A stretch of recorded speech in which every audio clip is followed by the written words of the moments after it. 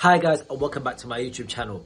So in this video, I'm going to talk about the key things you want to be thinking about if you want to Airbnb out your spare room. So I've been Airbnb out my spare room for over a year, and I want to talk about what's consistently helped me get good reviews and get consistent bookings as well. So let's get into it. Firstly, and it's so important, and I'm actually surprised that the majority of people actually don't do this, but it's getting professional pictures taken. So when I go on Airbnb or booking.com, I can straight away see who has actually had these pictures taken professionally and who is actually just taking it on their phone or not really taking the time to ensure that the pictures capture the beauty of the place. And for me, it confuses me because what will set your listing apart before anything else is having good, clear, nice visual pictures. As people, we're visual, you know, when we see things that we like, it does something to our brain chemistry and we're more intrigued by it. So investing in a professional photographer to get the pictures taken for your room and the places within your property that the guests will have access to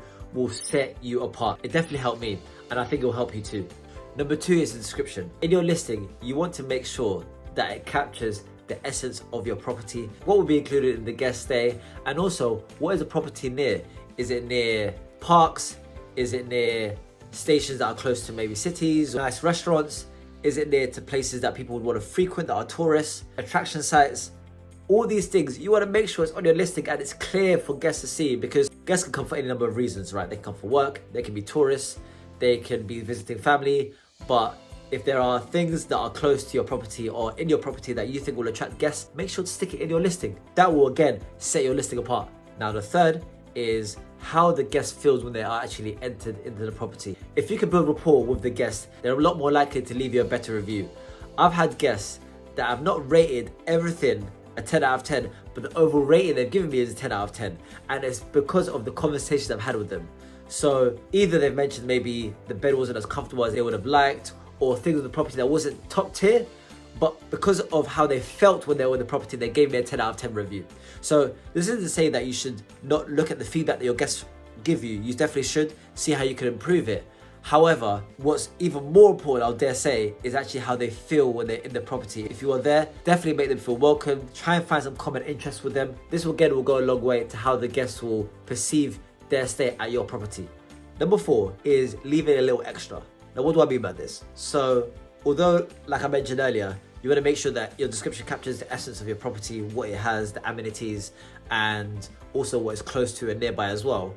You can always leave a little extra that the guests wouldn't have expected upon their arrival. So what I like to do is I have tea, coffee, and chocolates in the kitchen for the guests. And this isn't on my description, it's nowhere on my listing.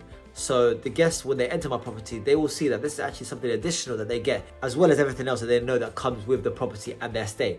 So this again goes a long way. The guests are now greeted with luxuries that they wouldn't have expected. And they are more than likely to feel happy about this. And again, this is going to lead to good reviews, which will lead to more business.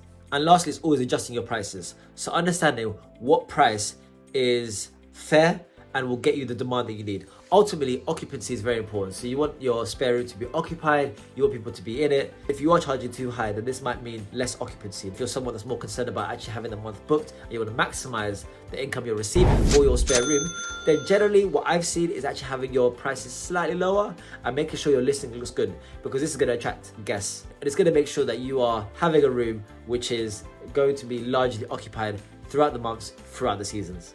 So if you do have a spare room and you are thinking about putting on Airbnb and booking.com and running it as a service accommodation, then I hope this has helped you a little bit understand the kind of things you should be looking for before taking that next step. So if you enjoyed this video, do give it a like, and if you found value from this video or any other video on this channel, then do subscribe as well. And until next time, happy investing.